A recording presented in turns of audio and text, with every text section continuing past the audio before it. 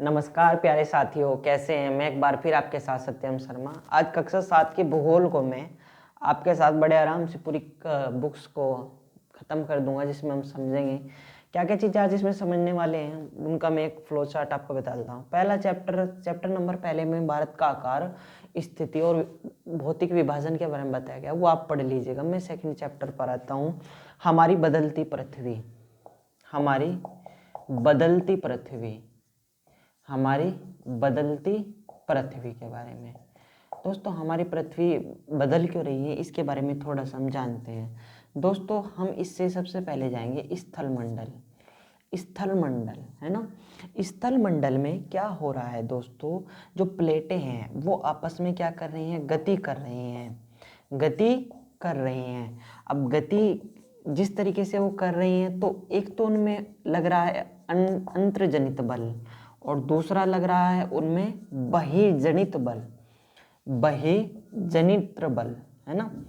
पहला तो उनमें लग रहा है अंतर्जनित बल, दूसरा उनमें लग रहा है बहिर्जनित बल। और इन दोनों बल से क्या हो रहा है दोस्तों, जो हमारी सतह है उसमें क्या आ रहा है, परिवर्तन हो रहा है। उस सतह में क्या हो रहा है दोस्तों, उस सतह में परिवर्तन हो रहा है। और दोस्तों, इस सतह में जब परिवर्तन हो रहा है तो इनके कारण कई आकस्मिक गतिविधियां देखी जा रही हैं। इनके कारण कई आकस्मिक गतिविधियां देखी जा रही हैं। इनके कारण कई आकस्मिक गतिविधियां देखी जा रही हैं, जिनमें भूकंप और सुनामी कुछ प्रमुख उदाहरण हैं। जिनमें भूकंप और सुनामी ये कुछ प्रमुख उदाहरण हैं। इतना आपका क्लियर है। देखो, स्थल मंडल में क्या हो रहा है दोस्तों, पृथ्वी क्यों बदल रही है। स्थल मंडल में गति हो रही है। गति किन में हो रही है, प्लेटों में। प्लेटें कहाँ पे होती हैं, पृथ्वी के धरातल के नीचे आपस में। उनके बारे में विस्तार से कक्षा 9 में पढ़ेंगे, जिसमें अंतर्जनित बल और बहिर्जनित बल के कारण उनकी सतह में क्या हो रहा है, परिवर्तन हो रहा है, और जिससे आकस्मिक गतिविधि उत्पन्न हो रही है, जिससे भूकंप और सुनामी इनके कुछ प्रमुख उदाहरण हैं, है ना। और बहिर्जनित बल में क्या हो रहा है, अपर्दन और निक्षेपण हो रहा है, जिसमें नदी, पवन, समुद्र तरंगे आदि शामिल हैं। आइए थोड़ा आगे भी देखते हैं इसको। ठीक है दोस्तों, इतना आपका पॉइंट क्लियर हो चुका होगा। आइए आगे बढ़ते हैं।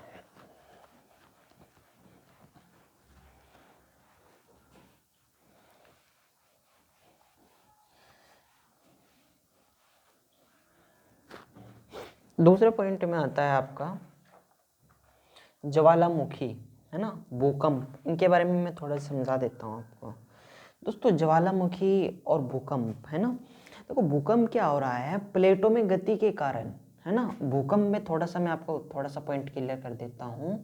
दोस्तों, प्लेटों में आपस में गति होने के कारण क्या हो रहा है, पृथ्वी की प्लेटों में गति के कारण क्या हो रहा है, पृथ्वी की सतह पर एक कंपन उत्पन्न हो रहा है, जिसे हम भूकंप कहते हैं, है ना।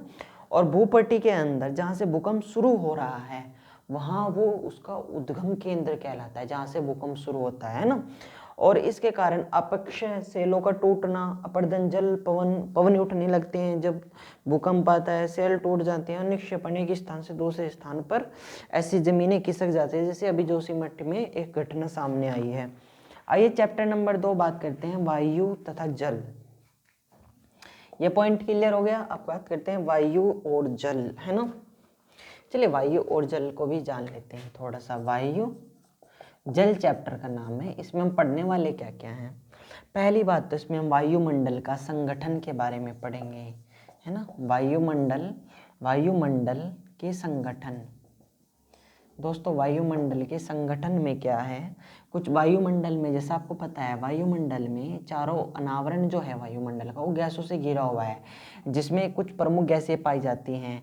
पहला इसमें जो गैस है, ऑक्सीजन। ऑक्सीजन इसमें पाई जाती है ना।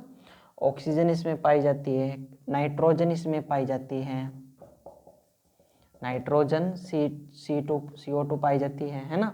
ग्रीन हाउस प्रभाव, ग्रीन हाउस प्रभाव, ग्रीन हाउस प्रभाव अर्थात हाइड्रोजन, ग्रीन हाइड्रोजन का बीच में संक्षिप्त उल्लेख है ना। नंबर दूसरी बात पाई जाती है, जलवायु और मौसम के क्या क्या घटक हैं। जलवायु क्या होते हैं, ये आपको पता होना चाहिए। जलवायु मौसम में परिवर्तन की वह स्थिति होती है ना। आइए, जलवायु और मौसम। जलवायु और मौसम के क्या क्या घटक हैं, आइए उनको भी देख लेते हैं। देखो तापमान, वायु दाब, है ना, तापमान, वायु दाब नंबर 3 पर आता है। पहला हो गया आपका तापमान, दूसरा होगा वायु दाब, और नंबर 3 पर है आपका पवन, और नंबर 4 पर है आपका आर्द्रता। ये जलवायु मौसम के घटक होते हैं, है ना। इतना पॉइंट क्लियर हो गया ना। चलिए फिर आगे बढ़ते हैं। तो ये बहुत छोटी बच्चों वाली चीज़ें मैं आपको पढ़ा रहा हूँ, मुझे इन्हें पढ़ाने में मज़ा नहीं आता, सच बताऊँ। वायुमंडल की संरचना में सौरमंडल, समताप मंडल, ब्रह्मंडल, वायुमंडल, ब्रह्मंडल, इन टॉपिक को हम पढ़ते हैं। वायुमंडल में कार्बन डाइऑक्साइड CO2 पाई जाती है, जिसका प्रभाव अगर अत्यधिक बढ़ जाता है तो प्रदूषण आ जाता है ना। प्रदूषण के कारण क्या क्या है, देखो भूमंडलीय तापमान में क्या हो जाती है, वृद्धि हो जाती है। जबकि भारत सरकार अभी कुछ योजनाएं ला रही है जिसे ग्रीन हाउस प्रभाव कहा जाता है। ग्रीन हाउस प्रभाव क्या होता है, इसमें सूर्य से प्राप्त ऊष्मा पृथ्वी को, इसमें सूर्य से प्राप्त ऊष्मा क्या होती है, पृथ्वी पर रोकती है, तथा कुछ भाग को, मान लीजिए कुछ भाग को वो अपनी ऊष्मा देती है। जैसे सोलर प्लेट एक उदाहरण है। भाई सूर्य की जो ऊष्मा आ रही है उसमें ही तो आ रही है जिससे आप फायदा उठा रहे हो। तो यही चीज़ें हैं, है ना। इसी प्रभाव के कारण न तो पृथ्वी अधिक ठंडी हो पाती है और नहीं गर्म हो पाती है ना। बस इसमें ये बताया गया है। हवाएं एटमॉस्फेयर पाया जाता है ना। गैस O2 21% है, नाइट्रोजन 21% है। जल चक्र नंबर 3 चैप्टर है आपका जल, उसमें जल चक्र के बारे में बताया गया है। ज़्यादा कुछ खास नहीं, जल चक्र आपको पता होना चाहिए। पहले वर्षा होती है, उसके बाद महासागरों में जल, उसके बाद वाष्पीकरण, और सूर्य के ताप के कारण वाष्पीकरण होता है। वाष्पीकरण सीधा झीलों में आता है, झीलों से महासागरों में आता है, महासागरों से समुद्र पर आता है। जल का वितरण पृथ्वी की सतह पर 3/4 चौथाई भाग जल से ढका हुआ है। महासागरों में 97%, बर्फ शतक में 0.2%, भूमिगत जल में 0.68%, है ना। सबसे ज़्यादा जल वायुमंडल में पाया जाता है। बस महासागरीय परिसंचरण कथन में क्या है, महासागरीय जल जो है ना दोस्तों, वो हमेशा गतिमान रहता है, यानी हर कुछ न कुछ समय वो चलेगा, है ना। जिसे तरंगे भी उठते रहते हैं, जैसे ज्वार भाटाएं, धाराएं। जब लगातार जल उठता और गिरता है तो उसको क्या कहते हैं, हम जल तरंग कहते हैं, है ना। और इन जल तरंगों में सुनामी भी आपने सुना होगा। इन जल तरंगों में कोई बल नहीं लगता, ये एक बार आगे आते हैं फिर उठ जाते हैं और फिर नीचे गिर जाते हैं, है ना। अगर दूसरी बार ये पीछे उठ कर जाए, देखो पहली बार जब आएंगे तो इनको क्या कहेंगे, हम तरंगे कहेंगे, लेकिन जब दूसरी बार पीछे हटकर आगे जाने की स्थिति को हम तरंगे ज्वार भाटा की स्थिति कहते हैं। महासागरीय धाराएं एक निश्चित दिशा में गति करने की स्थिति को क्या कहते हैं, महासागरीय धाराएं कहते हैं।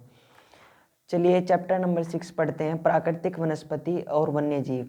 ये वन से रिलेटेड टॉपिक है। इसमें वनों के प्रकार बताए गए हैं, जिसमें पहला आता है उष्ण कटिबंधीय सदाबहार वन, दूसरा आता है उष्ण कटिबंधीय पर्णपाती वन, और तीसरा आता है इसमें शीतोष्ण सदाबहार पर्णपाती वन, चौथा आता है शीतोष्ण पर्णपाती वन। घास स्थल में आता है उष्ण कटिबंधीय घास स्थल, शीतोष्ण घास स्थल, कटीली झाड़ियाँ, भूसागरीय वनस्पति शंकुधारी वन। अब पढ़ते हैं उष्ण कटी सदाबहारीय वन क्या होता है, जो भूमध्य रेखा के करीब पाए जाते हैं। ये वर्षा वन होते हैं, यहाँ मौसम शुष्क नहीं होता, है ना। उष्ण कटिबंधीय सदाबहार वन में रोजवुड, आबुनस, मोहंगनी आदि ये प्रमुख वन है। ठीक है, चलिए आगे बढ़ते हैं। और उष्ण कटिबंधीय पर्णपाती वन ये उत्तरी गोलार्ध पर पाए जाते हैं, जिसमें भारत, उत्तरी ऑस्ट्रेलिया और मध्य अमेरिका के करीब में पाए जाते हैं। ये मानसूनी वन होते हैं। इन क्षेत्रों में मौसम परिवर्तन होते रहते हैं। इसमें कुछ प्रमुख पेड़ है, जैसे कोस्ट वर्षों में शॉल, सागवान, नीम, शीशम। जानवर कौन कौन से पाए जाते हैं, बाघ, शेर, हाथी, गोल्डन लंगूर, बंदर। ठीक है। शीतोष्ण सदाबहार वन ये तटीय क्षेत्रों में स्थित वन होते हैं और महाद्वीप के किनारे पाए जाते हैं। इसमें बहुत चीड़ वृक्ष होते हैं। क्षेत्र दक्षिण पूर्व अमेरिका, दक्षिण चीन आदि, है ना। शीतोष्ण पर्णपाती वन इसमें बोजेस आदि वृक्ष होते हैं, और क्षेत्र न्यूजीलैंड, पूर्वी अमेरिका, पक्षी पीजेंट, मोनाल आदि होते हैं। आपके साथ की ज्योग्राफी मैंने ख़त्म कर दी है। कल कक्षा 8 को पढ़ लेंगे, उसके बाद कक्षा 9, 10, 11, 12 को भी देख लेंगे। तब तक के लिए धन्यवाद। फिर मैं तो जय हिंद, जय भारत।